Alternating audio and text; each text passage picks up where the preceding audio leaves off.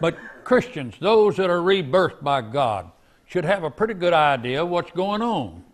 What's going on in this world. What you see happening isn't real. The apostle made that very clear to us in one of his writings when he said the things that are seen are not real. It's the things that are not seen that are more truthful, more real. And so I hope you've come to that stage. Every once in a while I run into somebody that's so politically minded they're down in the dumps all the time. If you watch politicians, that's enough to make anybody go down in the dumps. But that isn't a part of God's plan. That's happening, but that's not his plan. That's like going to the circus, and over here on the side of the circus is a carnival. The carnival's there trying to make some money, but the circus is what you went to see. You ever notice that? Maybe you haven't been to a big tent circus in years. They don't have much anymore. But you can always have a subservient thing that's getting your attention.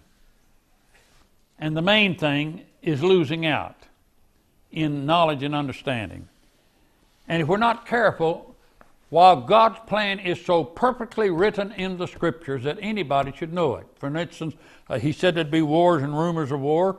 So his approach to that is quit worrying about it. He says there'll be earthquakes in divers places. Quit worrying about it.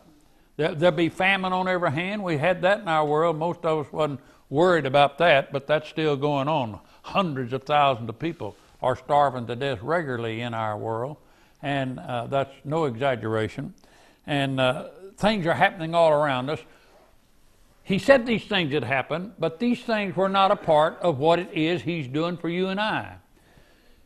It's kind of hard for me to talk to you and I about who we are, because on one hand, we are sinners saved by grace. That's a good Baptist line. We are sinners saved by grace.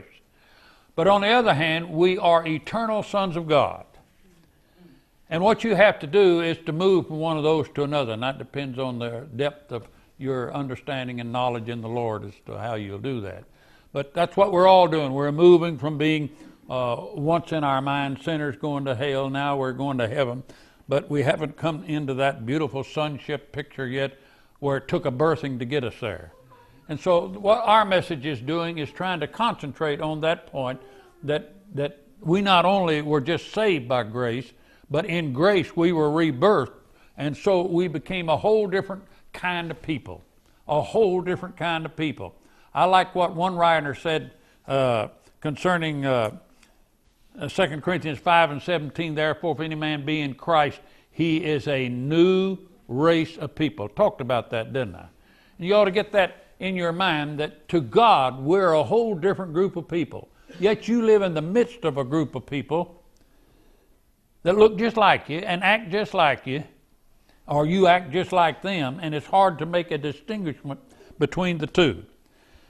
So it's been on my mind that we would come to some kind of an understanding of who we are and how we got to be who we are. I talk a lot about the fact that we have been born again, but I come to find out that a lot of people have no concept of that. They really have no concept of a new birthing to a human being. We're still all about in the same stage that Nicodemus was when Jesus said, you must be born again. And he said, what do I do? Go back in my mother's womb. So if you're not careful, you will be looking at your relationship with God on the same basis of Adamic knowledge. You'll be looking at it on the same basis of the tree of knowledge of good and evil. And if you're not careful, your whole life will be generated by that. You can't let that happen. You're a different group of people. None of that information belongs to you. None of that is true as far as you're concerned. And so sooner or later you got to move on into who and what you are in Christ.